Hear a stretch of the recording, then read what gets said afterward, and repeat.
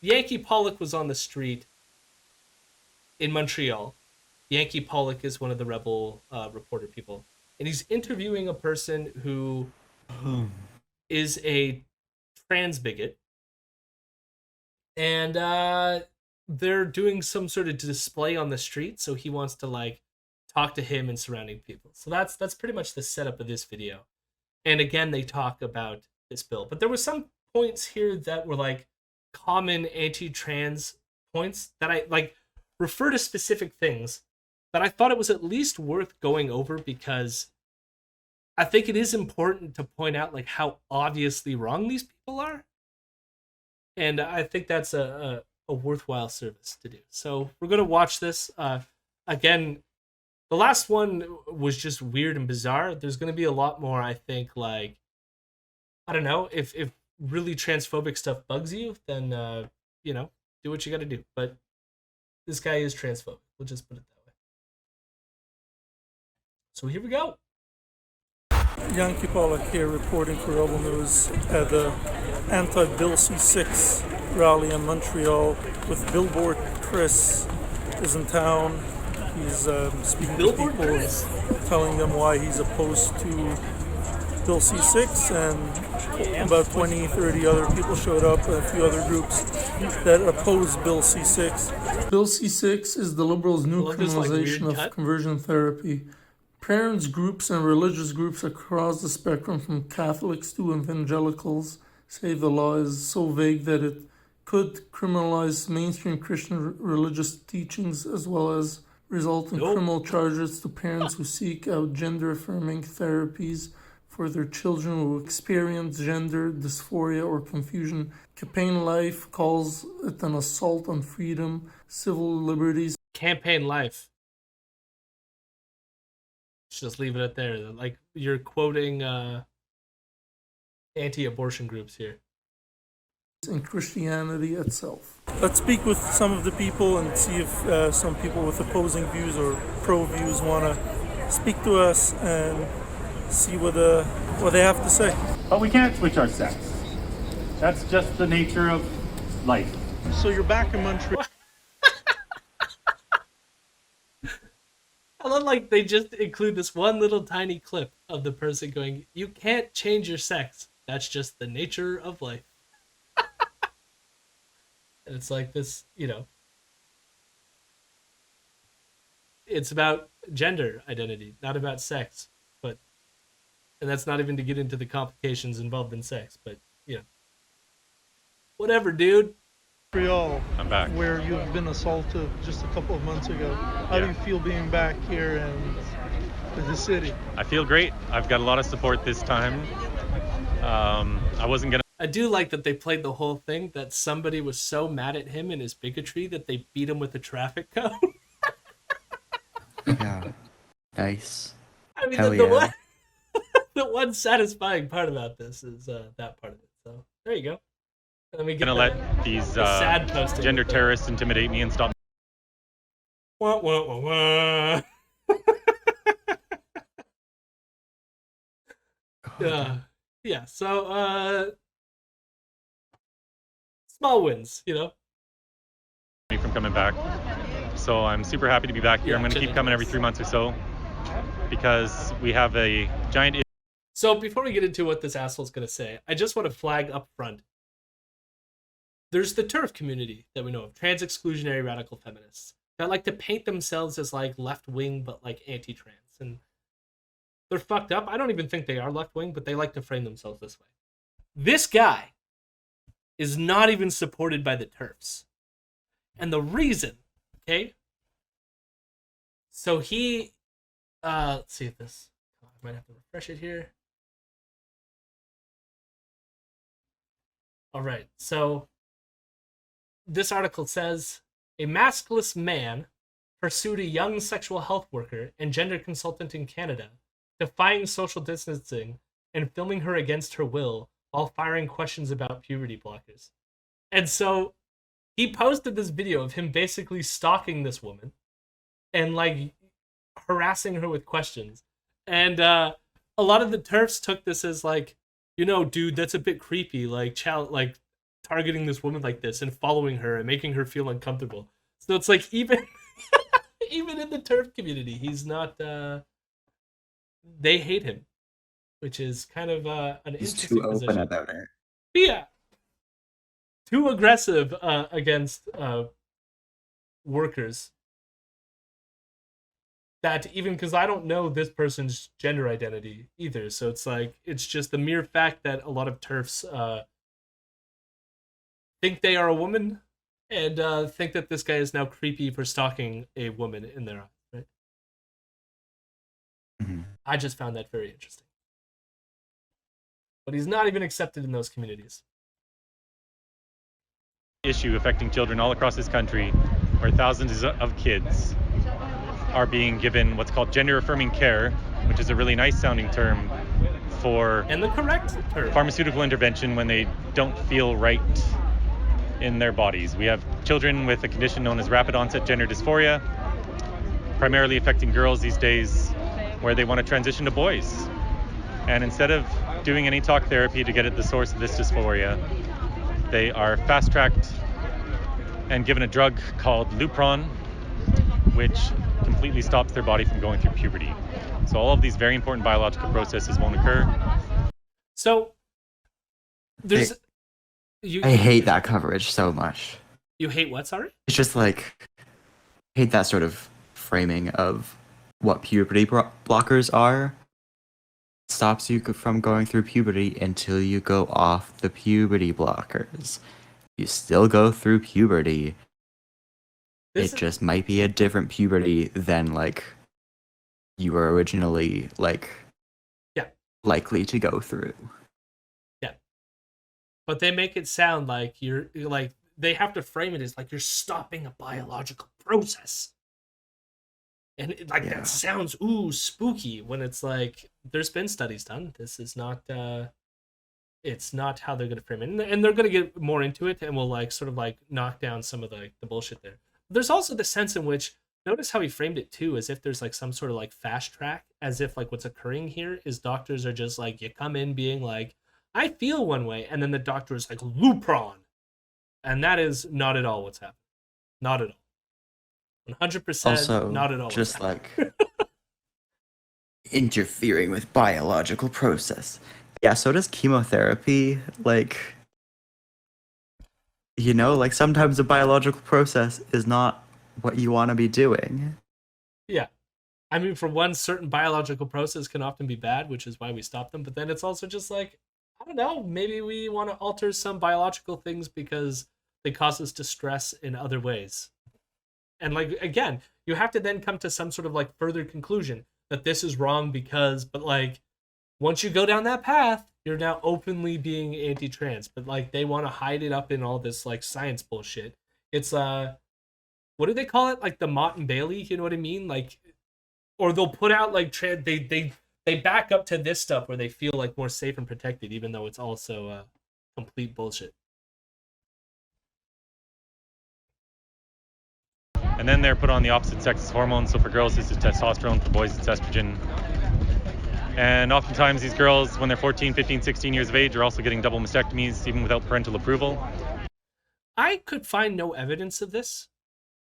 I think in Canada, you can do it without parental approval when you're 16.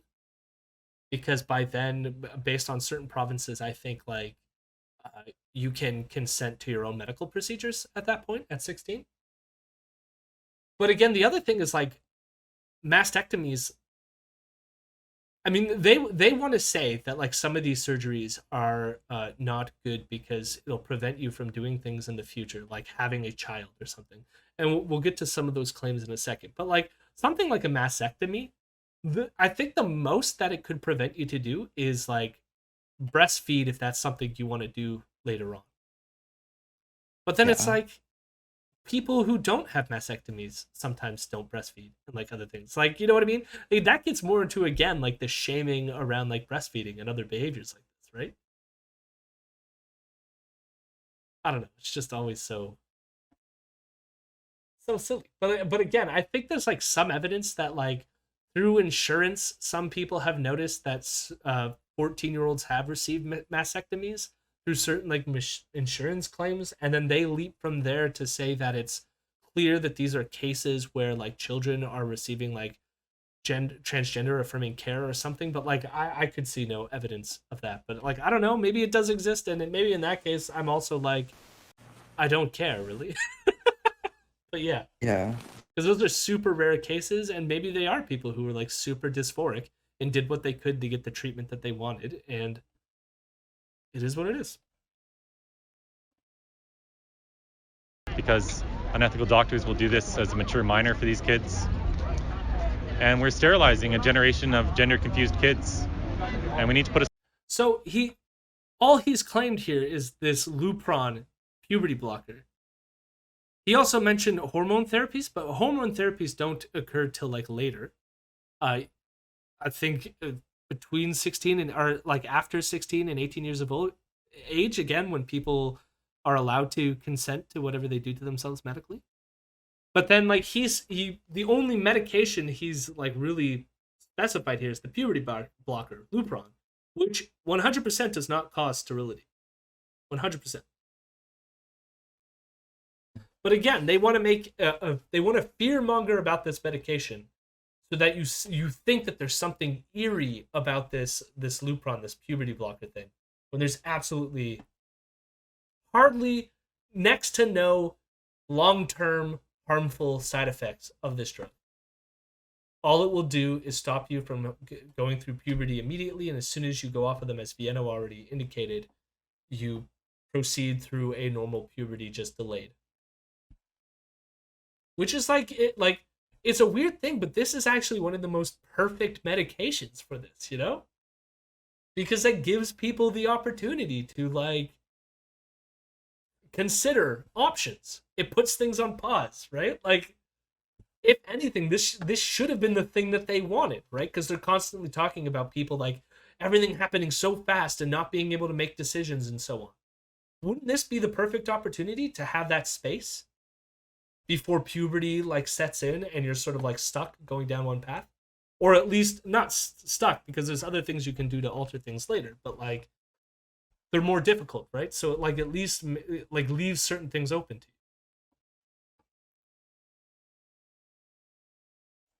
stop to it, because all of our studies show that about 90% of these kids, if they were allowed to go through puberty, their gender dysphoria would simply go away and they'd live healthy lives. But instead, we're turning them into lifelong medical patients and destroying their future sexual function, ability to have children, ability to breastfeed, all sorts of medical consequences. So I'm just here to tell the truth. Yeah, tell the truth. So here's the thing about desistance rates, and you're gonna get this a lot. I've heard this stat come up like many times, where like 90% of people desist. Most of these studies are from someone named Kenneth Zucker, who was a Toronto psychiatrist or psychologist who I think was removed from the Canadian Mental Health Association because he was supporting trans conversion therapies, which the CAMH, the group that he was involved in out of Toronto, was like, I don't, trans therapies are bad, and so they got rid of him. But he's the one they always cite for this. So the desistance stuff has a lot of like problems with the research that was done on them. And part of like I wrote a bunch of them down. I read a bunch of problems, but some of the literature, the problems have to do with what they describe as false positives. So what that means is you labeled someone as dysphoric, you included them in your study, and then later you said that they desisted, but you actually misdiagnosed them or improperly labeled them at the beginning. So what they found was that a lot of these desistance studies did not use the DSM's definition of dysphoria and used more like broader terms that captured a wide bunch of people, so that when you said 90% of people who were dysphoric ended up desisting, you're really capturing people who were never dysphoric in the first place. And so that 90% is getting a little lower. So there's other things with this, which is that, and this is the biggest, a lot of these studies did not have long-term follow-up. So you want to say that these people desisted, but you never followed up with them. So how do you know that they desisted? Also, like, desisted on a medication, or like is it desisted on a medication, or is it desisted on like treatment altogether, or It's not clear in the literature. yeah, Like because this like is sometimes desistance people switch just people stating, medications. yeah, it could just be people stating like, oh, I'm not trans anymore, or something like this, or like I'm not pursuing Well, treatments right now, or like, yeah, desisted doesn't mean detransition. and not only Like, that, they said a problem in this literature is that if someone says they're not transitioning anymore, is it because they don't suffer from dysphoria anymore, or some other reasons for why they want to transition, or is it that they're like they're not doing it anymore because of social pressures or other things that has kept them in the closet, for example, uh, which is also yeah, quite likely, but or it's like not captured in the data at all. I know people who took HRT for a couple of years and reached where they wanted to be with their body, and they stopped taking HRT. Like, like it's not.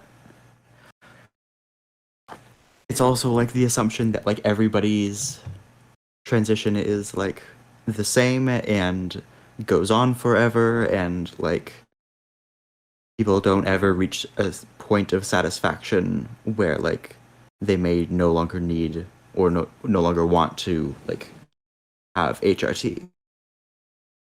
Yeah, Or sometimes identities shift a little bit, and so like the way you present yourself shifts. Like, yeah, I don't know, like I was on HRT for uh a few months at least. I can't remember time anymore.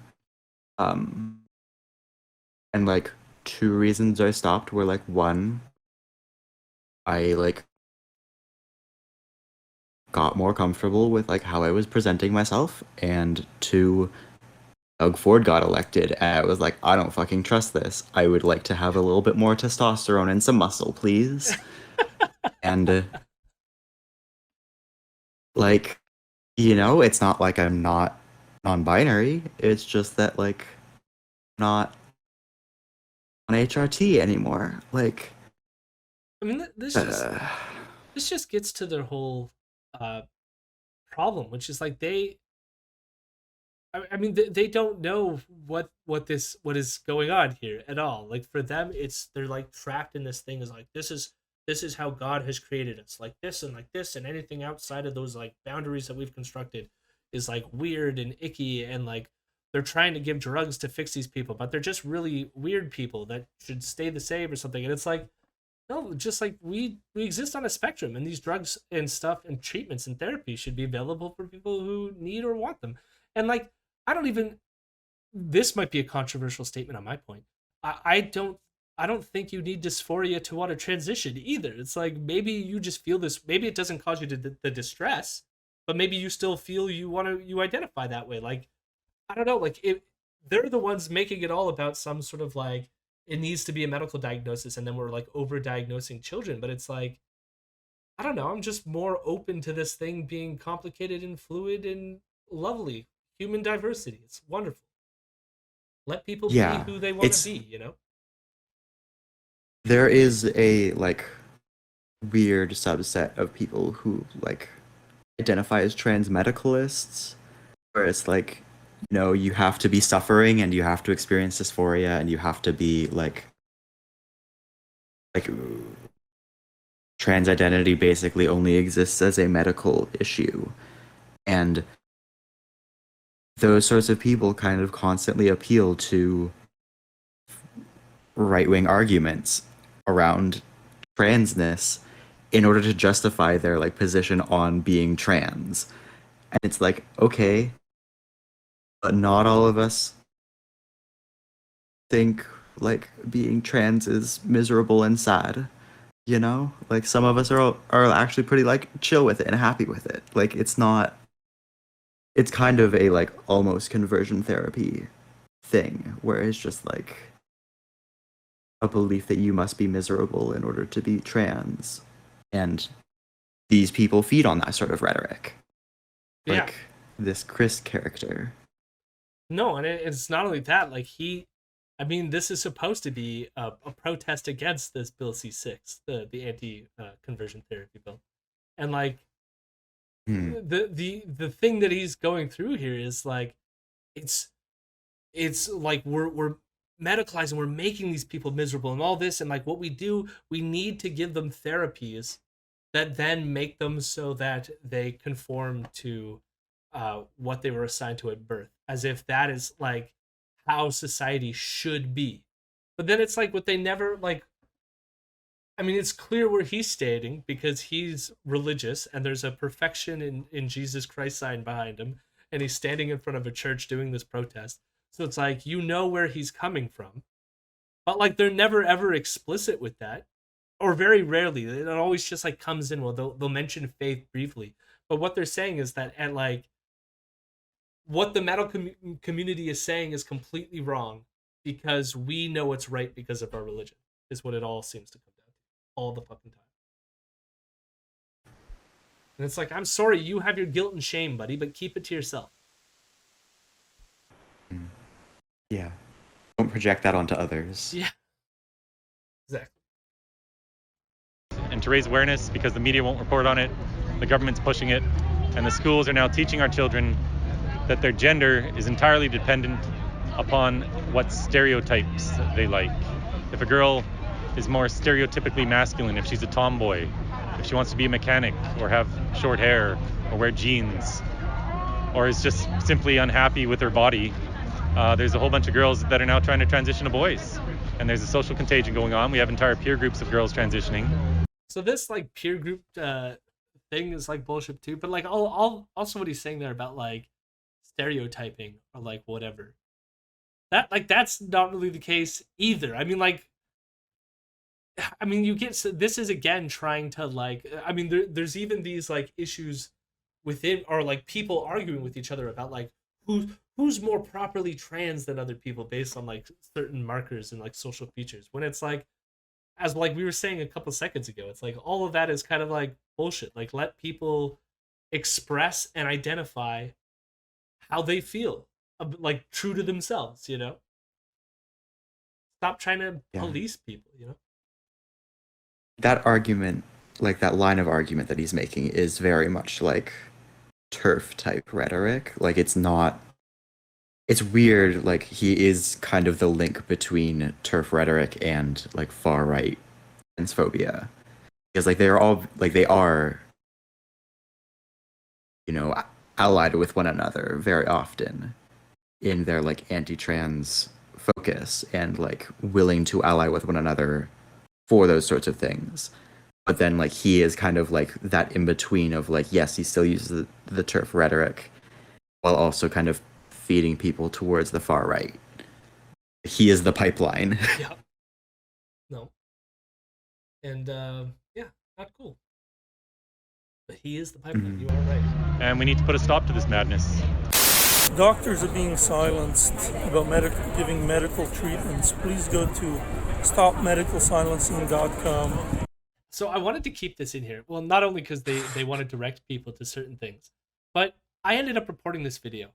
At first, I didn't report this video, and the reason was because like when you think about like part of the reason they get to skirt a lot of this YouTube bullshit is they get to pretend that like we're just reporting, we're just giving this person like airing their thoughts because we're reporting or some shit like this.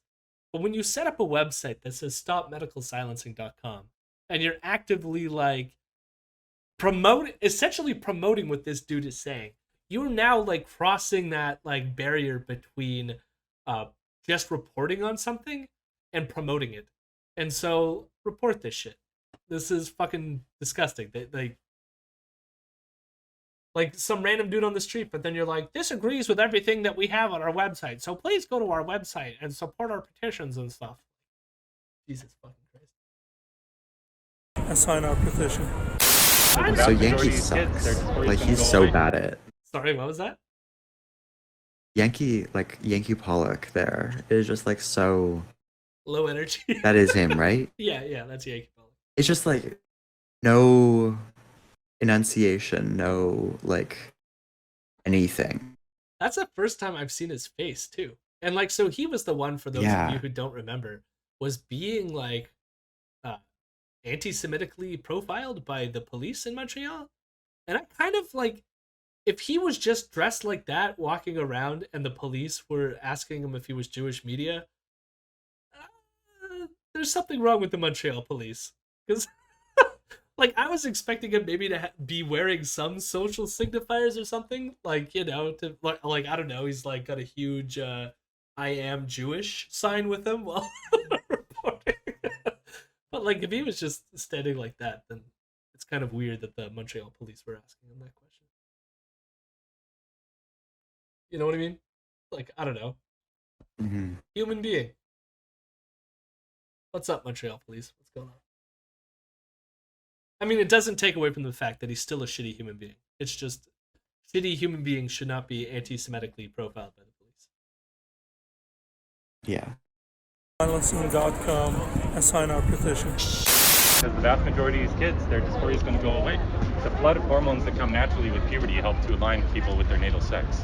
I see your point. That being said, for heaven's sakes, let's look at. Let me put in some subtitles here because this part really quiet. Okay, wait, subtitles English. Gay boys and gay girls. I mean, it's bad enough that they're not accepted in many ways by many people.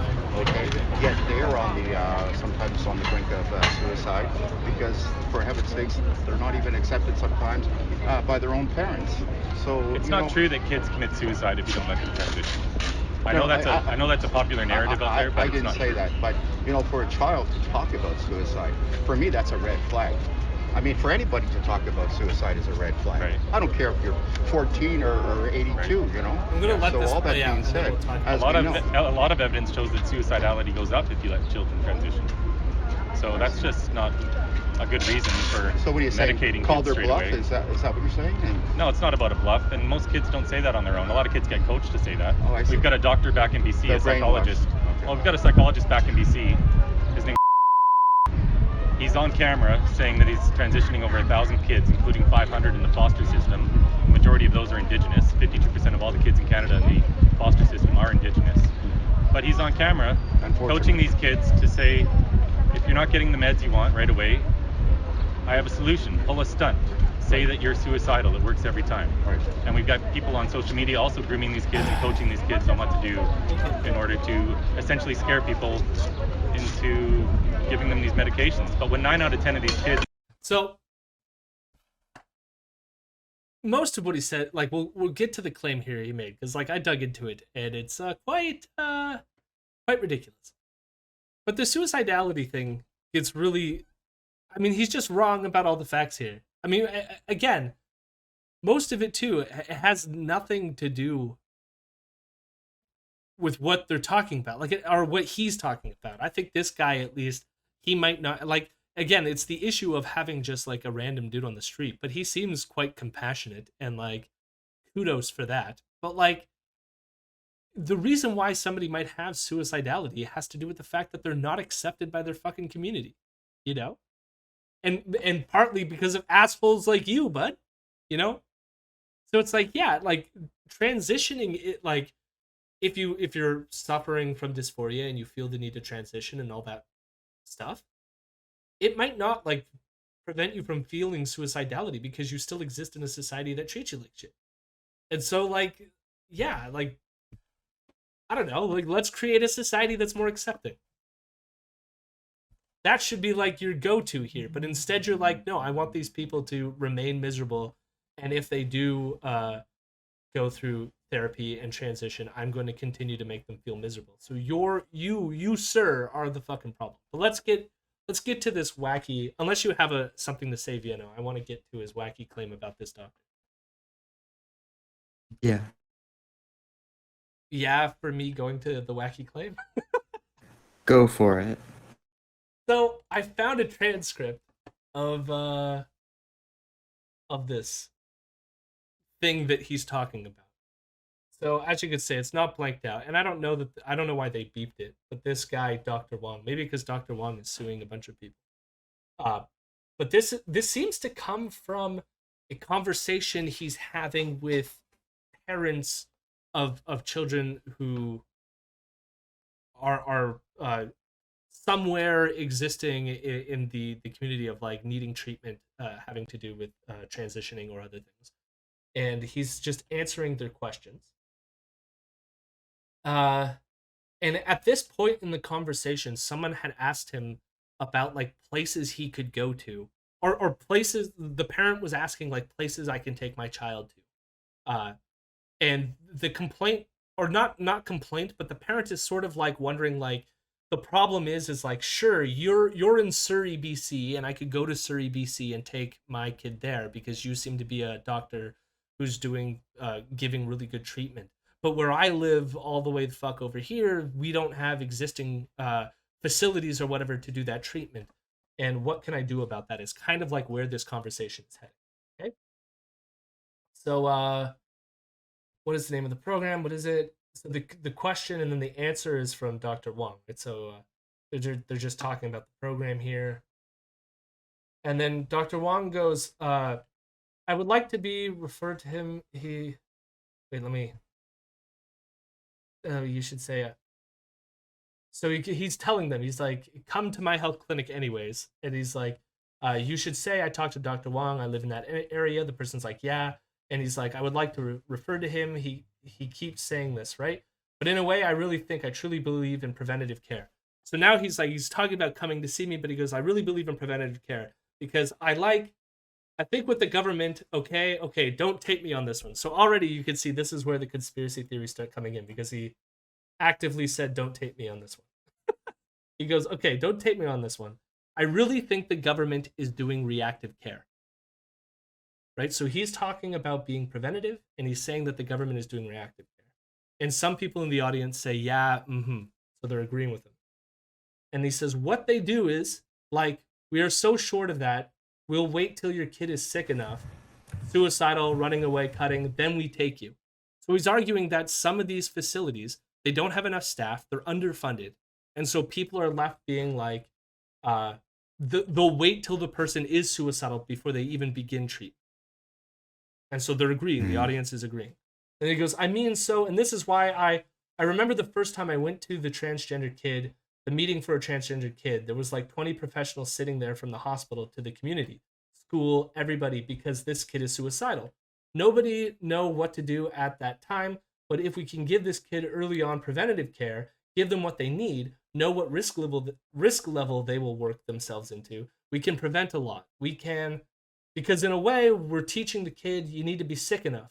Then we will give you what you need. So what you need is, like pull a stunt, suicide. Every time they will give you what you need. They learn that. They learn it very fast, right? If I want and need this, I just need to, hey, mom, right? So I think that even the government is like telling the kids, hey, wait till you're sick enough. Don't we do he's stuttering here, right? So he goes, we do reactive care here. We don't do preventative care. So what he's saying is he's not encouraging people to pull a stunt. Not at all. What he's saying is that the government, because we underfund these things, is causing kids to realize they can't get the things that they need unless they tell them that they're suicidal. And so they're figuring it out on their own, and that's what they're doing. When really we should be reaching these kids before it gets to that point. And that's not at all how he fucking framed that discussion. Not at all. Yeah. The other thing about the foster kids, I have no clue where he got that. They talk about 500 kids in this thing, but they weren't in foster care, so I don't know what he's talking about. And like that doctor is not just, if anything, like the weird thing in reading this transcript, like again, it's like 70 pages long. I skimmed a lot of it, but a lot of it was him saying that like we don't just make kids go, like we're not just fast about it. We're very thorough in making sure that these kids need the treatment and whatnot, right? Which is completely against the narrative that he like set up this doctor for as well. It's just so like the part of me, the reason why I wanted to do this segment was just like how blatant he's lying here. Like it's not even just that he's wrong about the science here. He's fucking lying. He's a liar. And then Rebel is just broadcasting this to their community. It's disgusting.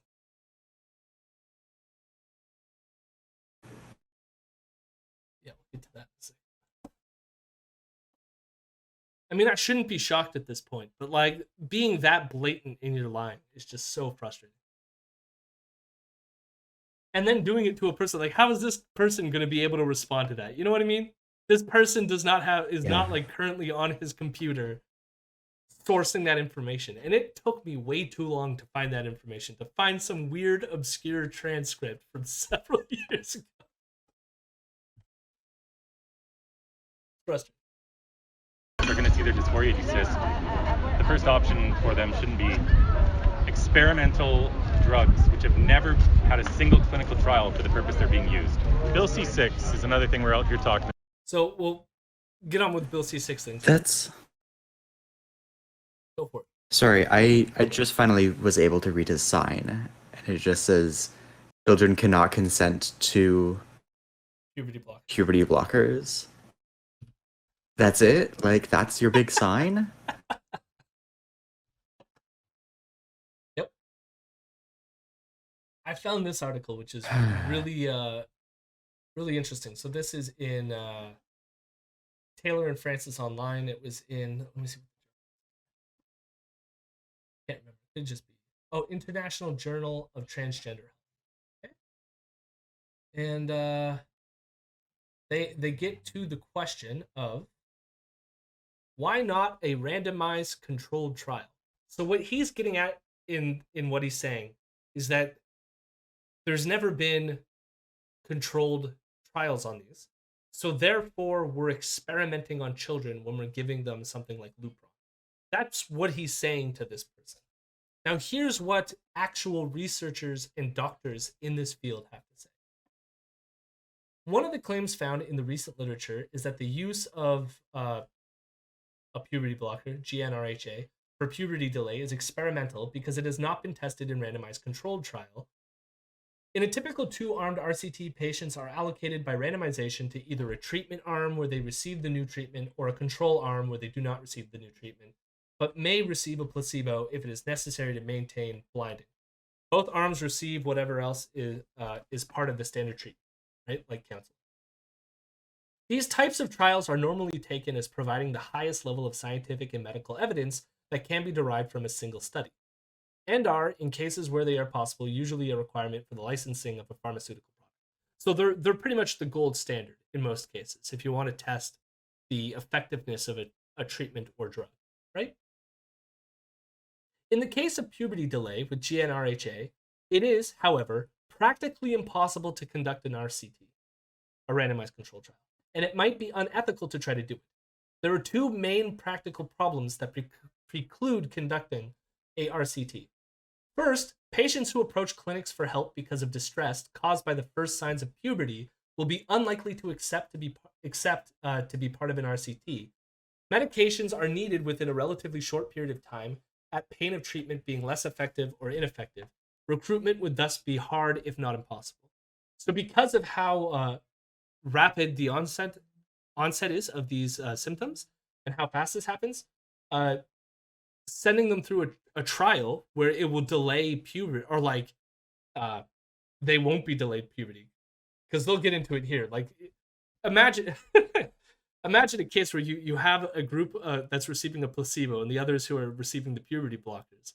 You're going to notice very fast who's on the placebo and who's receiving puberty blockers, right? Yeah. So second, the ideal RCT is either double-blind, i.e. neither researchers nor participants know who gets the active drug, or it assesses outcomes using blinded observers when treatment allocation cannot be hidden from participants. Blinding is necessary in order to reduce bias in outcome assessments, but a RCT of puberty delay cannot maintain blinding for the exact reasons that I pointed out, right? Because GnRHA are effective in delaying puberty, it would soon become evident that to participants, researchers, and outcome assessors who was in active treatment and who was not, right? So we'll get to the conclusion, because they basically just said what I said. But then we already know the treatment is effective in delaying puberty, and the puberty restarts when GnRHA is withdrawn. The questions still needs answering are about the medium and long-term effects of puberty delay. We can divide these into two categories. That is, questions about negative side effects in relation to certain things like bone density and so forth, which are the common side effects of those drugs, and effects on gender dysphoria and gender transition. So those are like the questions to ask about this drug use, not the effectiveness in a random controlled trial, whether or not this actually blocks puberty or not, because we already know that it does. So then they go, we will discuss both those types of questions, so about the bone density and about their effectiveness on gender transition, in separate sections below. But in this section, on the putative need for RCTs, it is important to note two things. First, that both types of questions require long-term follow-up that extends well into adulthood and much longer than any typical RCT. Second, that in those patients who eventually continue transition with cross-sex hormones, and in some cases surgery or other gender-affirming medical interventions, the effects of puberty delay will become entangled with effects of later treatments and will become difficult to assess because of confoundings. So like the fact that there's multiple things interacting here. So the absence of RCT evidence, which could in reality not be obtained, does not make the prescription of GnRHA for puberty delay in adolescents with gender dysphoria experimental. So in other words, there's other ways that we can assess their effectiveness that you don't need to do a fucking randomized controlled trial. Now, this is all known to the medical community, and the reason why they have to point all this out is because of assholes like this that want to spread rumors that this is experimental treatments when it's not experimental. Because you don't need to have randomized controlled trials to know that something is safe and effective, or effective at treating various things like gender dysphoria. You have many other ways of studying that are, even though they're not the gold standard, they're better than just what this guy does, which is randomly spouting shit on the street. Yeah. So sorry I had to read through all that, but I think it's important to, again, point out that this guy doesn't know what the fuck he's talking about. There's numerous issues, but mainly my issue is about protecting kids from harm, because children cannot consent to all this physical harm that's coming to them. The drugs that they're being given are being done on an experimental basis. They've never been used for this purpose. The drug they're given was originally intended to treat prostate cancer and endometriosis in women. But I want to say Rebel has both talked about the use of ivermectin and hydroxychloroquine to treat COVID,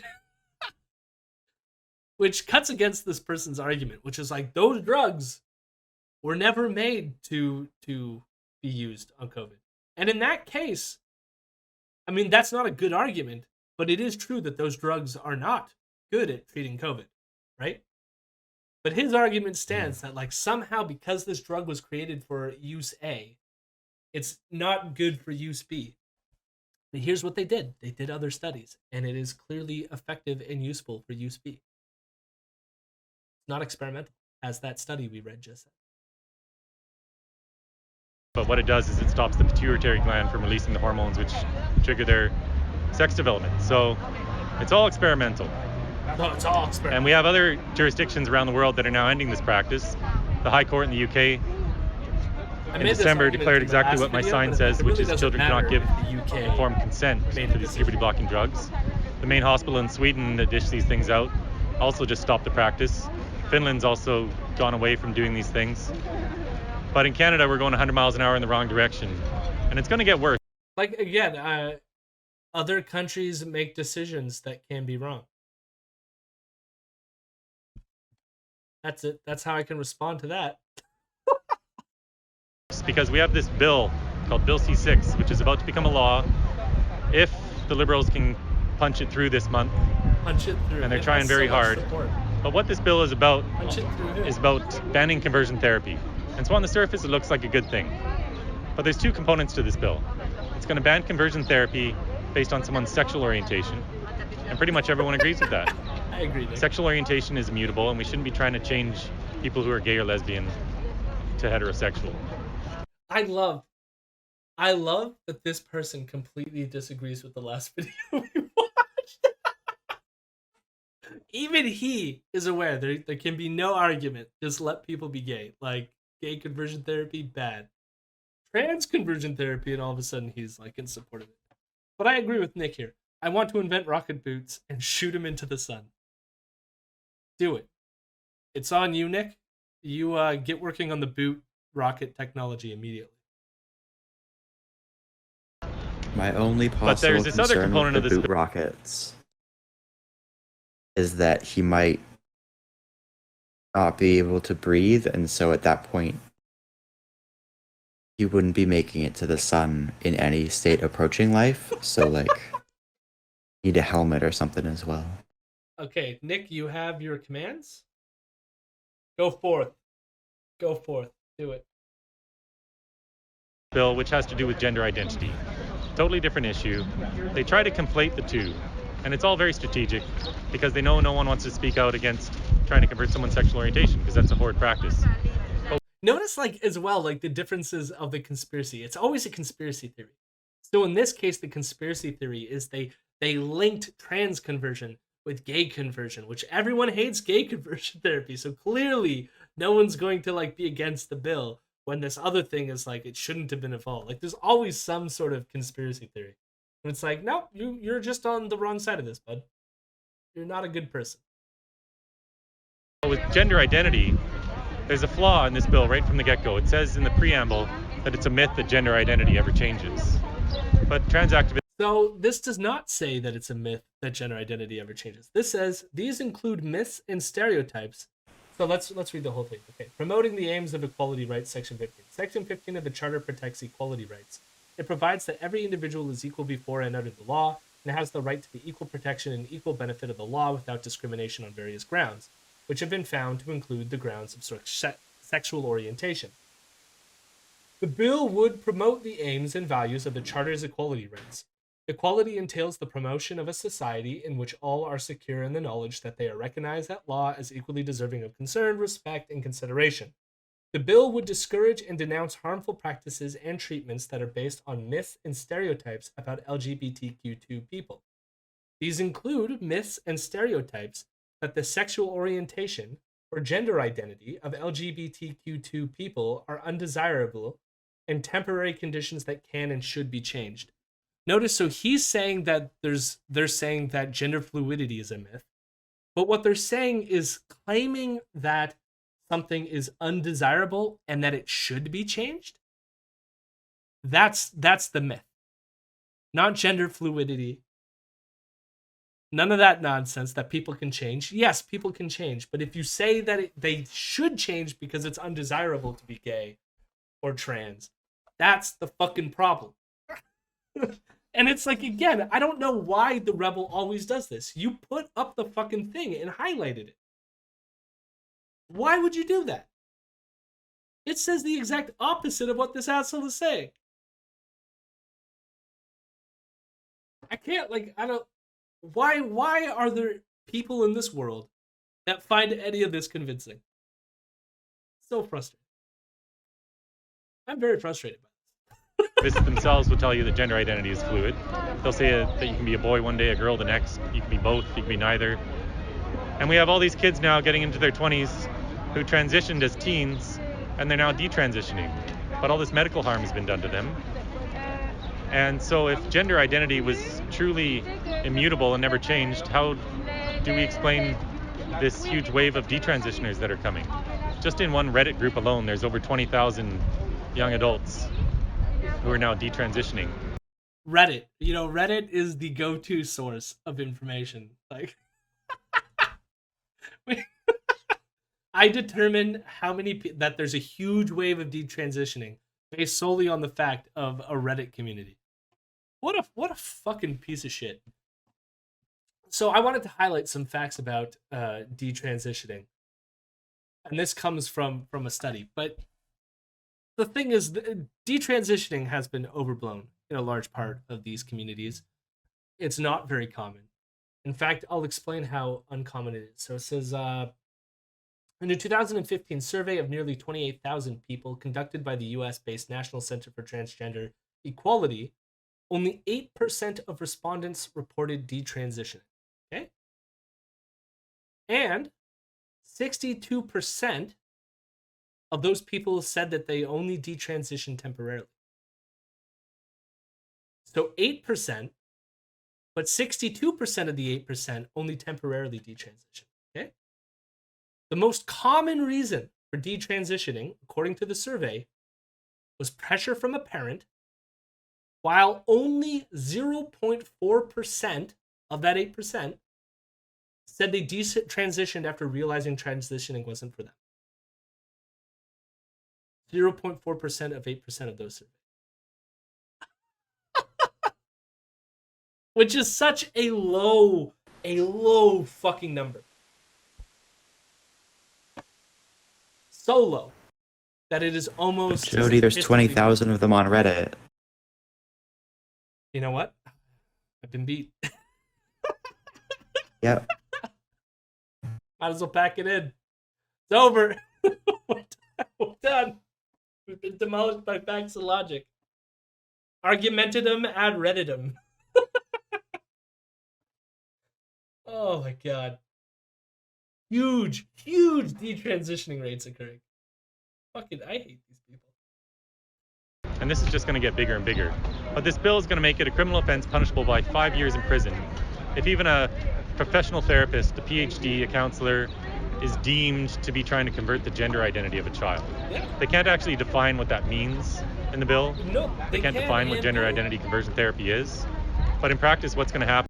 I can define it for you pretty easily, but it's telling somebody that it's wrong to identify as a different gender than what they were assigned to at birth, and telling them that it's morally wrong and you need to convert to the other thing, or it's medically wrong.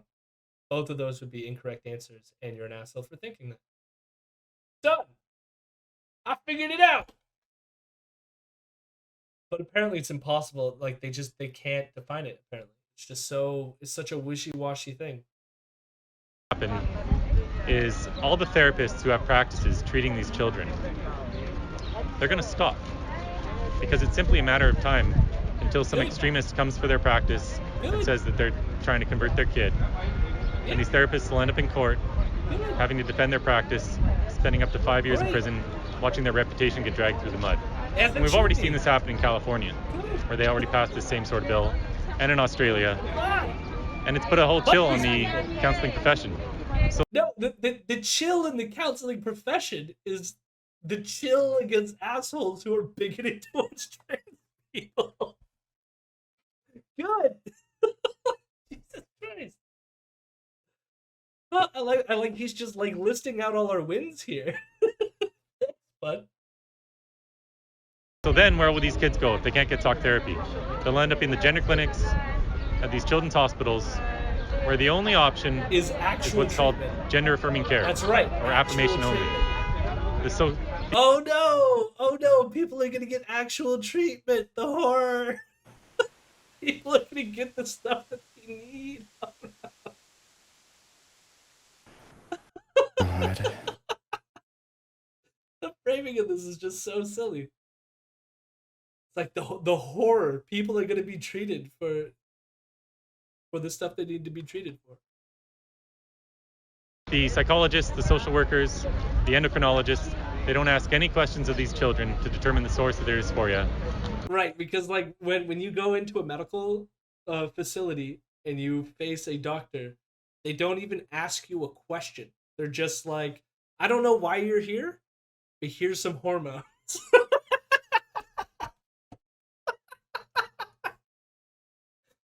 Oh, I fucking hate these people.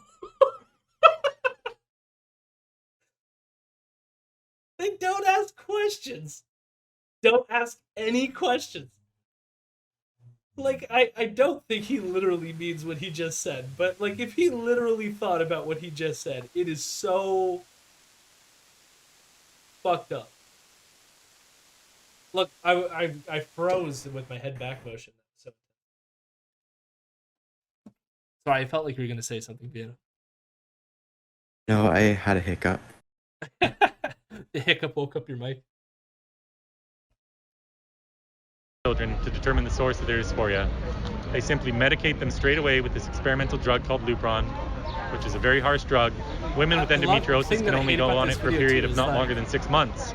But we'll give this to kids for the entire duration of their puberty. And then they go on to cross-sex hormones and surgeries. It's like and now it's the sterilizing robot's children. Just on repeat. And we're not allowed to say the truth. So I'm out here just having one conversation at a time, trying to spread awareness.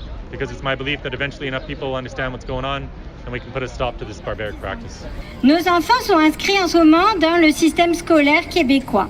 J.K. Rowling was brilliant, and she was really brave too, because you know all the backlash. And well, she's been a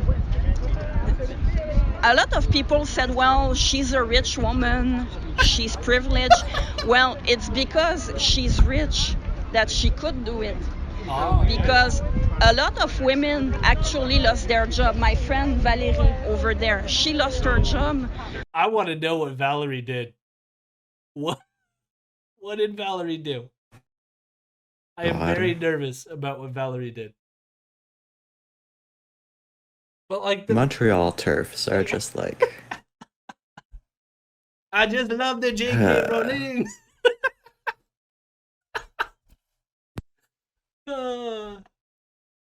My friend Valerie also loves J.K. Rowling.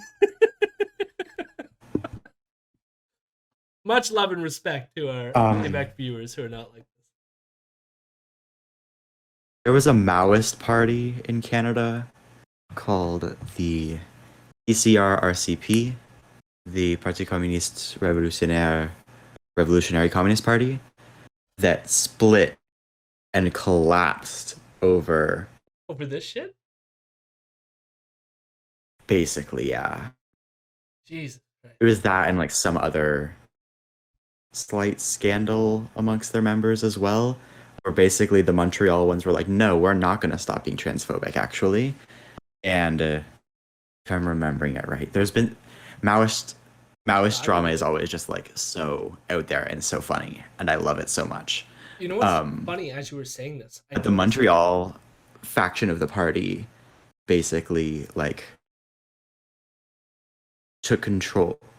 A new like national executive was elected that was more spread out across the country and more like Ontario, BC based. Okay.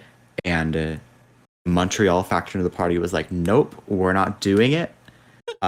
We have control of the party website and control of the party that's so petty. banking information and the like physical location in Montreal, and we're not giving you any of it. You don't get access to the website. You don't get that's a total like no. Yeah, exactly. Like just like as you were saying this, and it went on for like 2 years. Come on, Mouse. How are you going to build that solidarity? What's going on here? I will point out, though, as you were saying this, I noticed this dude behind here has a hammer and sickle with a cancel sign, and it says something communism now. So my guess it's like end communism now or something, because it's a cancel sign through the hammer and sickle. Yeah. I would like to see transphobic Maoists show up to this and then get into a fight over Maybe that. we should ask Valerie.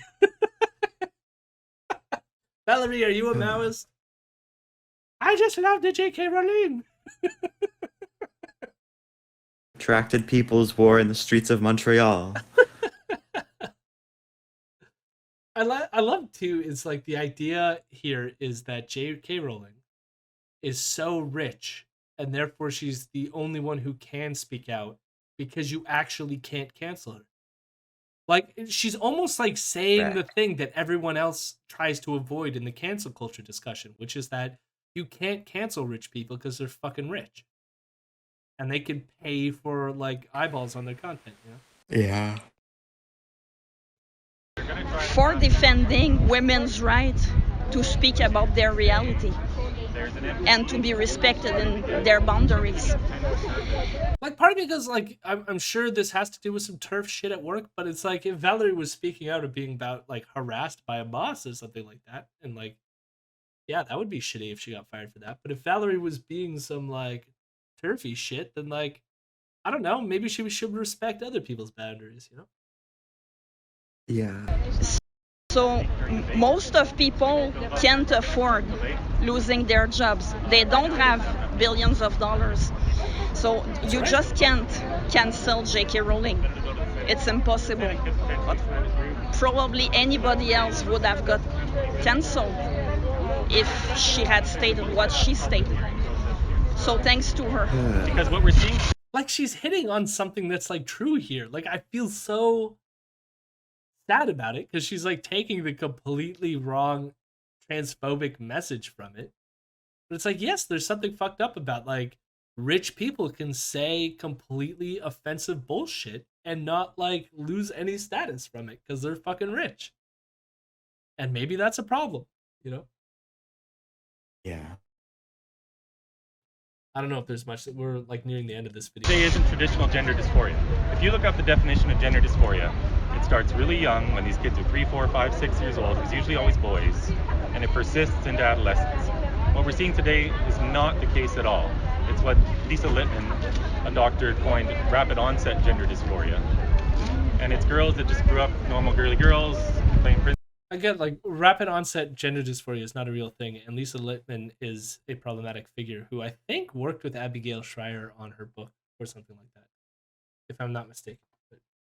Or at least Abigail Schreier relied a lot on her work, which is someone we talked about at the beginning when we were talking about infighting within skeptics and atheists and all that shit.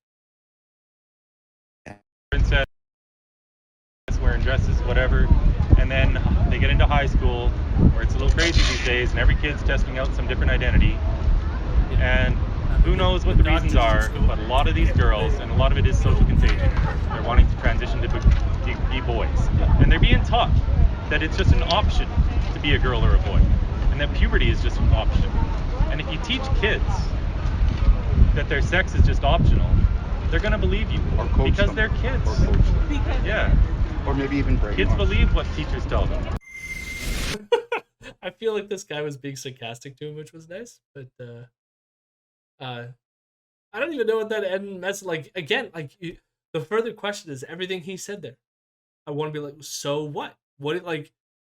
So they're going to teach them that gender identity is a thing and we should consider it, and yes, they're going to believe you if you teach them. They're going you know what I mean? Like, what's the negative outcome in what you're saying here? And it's like, again, at the bottom of it, it's all going to come down to that, like, I have a problem with the concept of being transgender. And then if that's the case, I'm sorry, but you're a bigot. And now the laws are going to say that you're a bigot, and all the people who have medical degrees but still haven't caught on with the medical community and want to be like perform their bigoted therapies, yes, they're going to go away. They're not going to be treated with respect anymore because they're all bigots. Hopefully. That is my future, where we all just realize that these people are bigots and move on with their lives. Hello, my rebels. Hello, my rebels. I'm a good boy.